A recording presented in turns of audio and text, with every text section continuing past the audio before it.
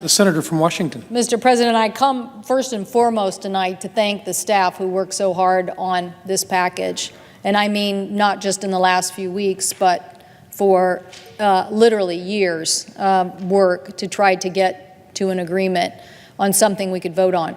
It's not a surprise to the United States Senate that it's December and people are voting on a lands package. My colleague from Colorado outlined it very well, that when you have these bills that deal with water, that deal with public lands, deal with giving federal land back to communities so they can improve their communities, and yes, designating some special places so they can be preserved for the public, that yes, not all your colleagues care about the details of that, and you are never going to get the leader who's in control of the United States Senate to give you floor time on that bill.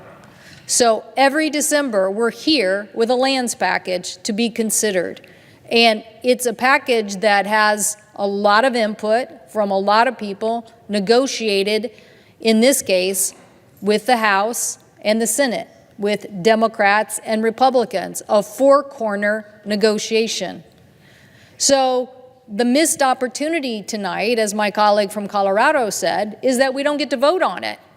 My colleague from Utah is not being correct in that he was offered a chance to have that vote. He was offered a chance to have this bill brought up and to have his ideas voted on, and he knew he was going to lose. And he knows he's going to lose in January, but he wants to insist tonight on prevailing. I'm not sure why, because as my colleague from Colorado said, why continue to hold up these small communities from getting the resources they need? And trust me, communities like Yakima, Washington want answers to the challenges of changing conditions that impact water and the fact that fish and farmers and tribes and environmentalists all have to get together to solve those problems. So when they work for years on coming up with a solution collectively at a local community and then put that before the United States Senate for hearing and for consideration. That proposal passed the United States Senate, and I think an 85-12 vote 2 years ago, as did permanent reauthorization of the Land and Water Conservation Fund 2 years ago, passed the United States Senate. So my colleague, who is somehow from Utah, imagining that somehow the Land and Water Conservation Fund being made permanent is not going to pass the United States Senate, he's just dreaming of something that is really going to take place and become reality in the very near future. But what you've done is tonight made it a lot harder for us to make sure that we're moving ahead. This legislation that he refused to allow us to vote on tonight also includes important, I would say one thing, the one thing that maybe you could say hasn't had constant attention over 2 years, but certainly has grown in importance, is new technology to help our firefighters fight fires, locate where the fire's happening, GPS systems to help make people more safe. That was in this package, and probably, yes, has gotten enhanced a great deal over the last 6 months as we've seen the tragic, devastating impacts of fires throughout the West. So yes, that was in here and part of consideration. And yes, there were legislative action. 90% of this package either saw legislation passed by the House of Representatives or passed by the United States Senate. Legislation that basically passed out of a committee, either the Senate committee or House committee. So it's not like these ideas came out of nowhere. They are, as my colleague from Colorado said best, parochial issues that we find it very hard to get the rest of our colleagues to ever want to pay attention to and ever want to pay attention to the details. So this has been the tried and true fashion by which the United States Senate has passed land packages as long as I've been here for 18 years. That's what you do in December. You pass a lands package. I wish it was different. My colleague from Colorado made a good suggestion about 7 or 8 months ago. Why don't we do some right now? Well, thanks to his initiative, we actually bundled together 15 or 20, but he was right. Guess what? Everybody came and said, oh, well, where's mine? Where's my package? Where's this? I'm not going to let you do this. And we were in the same boat. So the best answer to all of that is in December, we'll do a lands package. So the notion that people didn't know this was coming is a little bit facetious. Everybody has known that this is the time and that these are the packages and these are the proposals.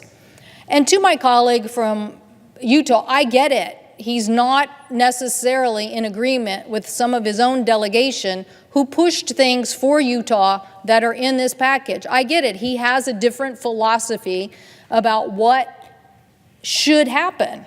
And I guarantee you, Utah is going to have a lot more debates about what it wants to see for its future. And I think that's ultimately healthy. I can just answer for my state, who has 3 national parks and generates millions of dollars from them. I can just answer for my state, who thinks that the outdoor economy is the #1 reason we attract and keep high-skilled and unbelievably manufacturing jobs in the Pacific Northwest. Why? Because businesses want to locate there because their workers want to have access to that.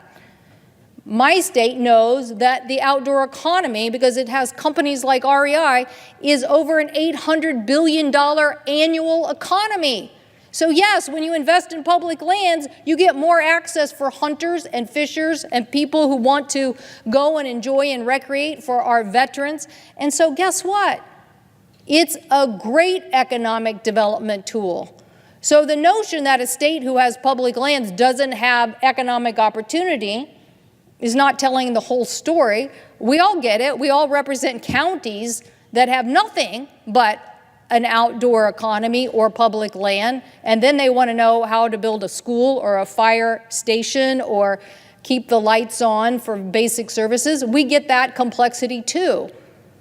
But our colleagues did consider these ideas, and our colleagues did consider the notion that there are diverse opinions.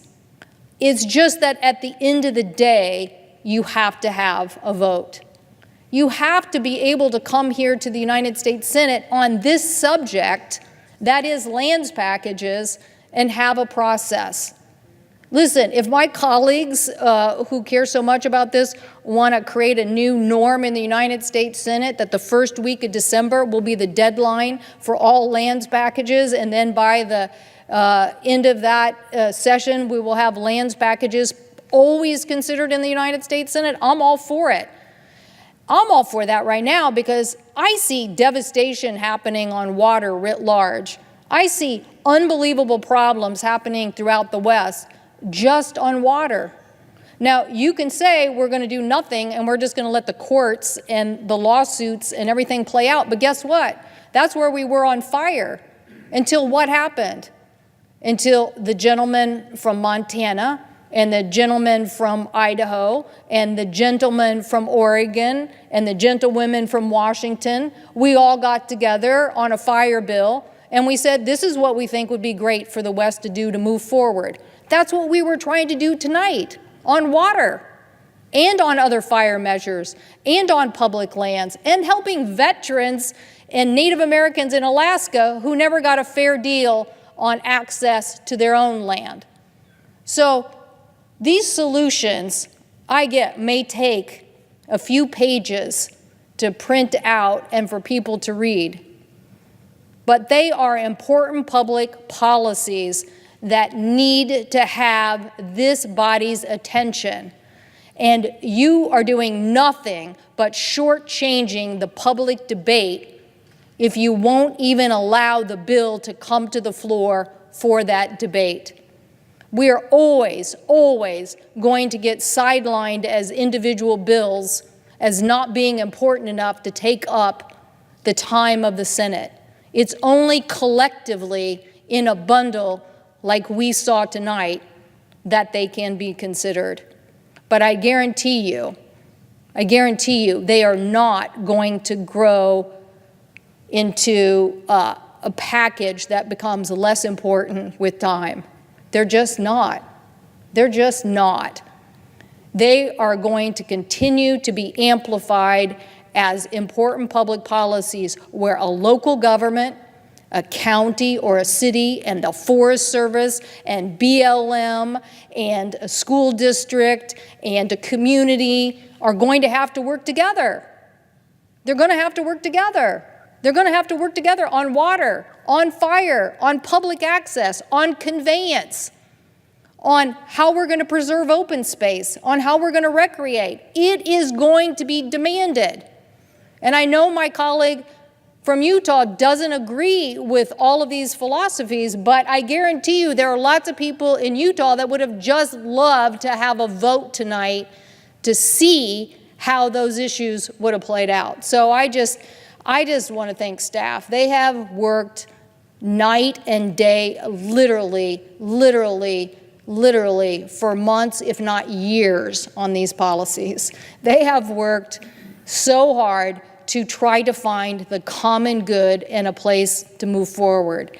And I so appreciate that our leaders are now committing to us to help move this forward in January. We're definitely going to take them up on it. Even though it will be a new Congress and a new House of Representatives, we are going to take it up on them. And I am sure that our colleagues, Congressman Grijalva and Congressman Bishop, will be there to work with us. But there will never be an easy day to vote on public lands. Never. It's just never going to happen. So we better own up to the responsibility and get the commitment to these cities and communities that need us to help them hold federal agencies accountable, make the investments our constituents want to see, and solve these problems so our communities can continue to grow and thrive. I believe these people are bubbling up some of the best ideas how to move forward. That's what they did in various parts of the West, whether that was in Montana with what to do at Yellowstone, or whether that was in Alaska, what to do with this native issue, or Yakima on what to do with water. They're bubbling up the ideas. At least what we can do is give them the courtesy of having the vote so that they can be considered. I thank the President, and I yield the floor. Mr. President.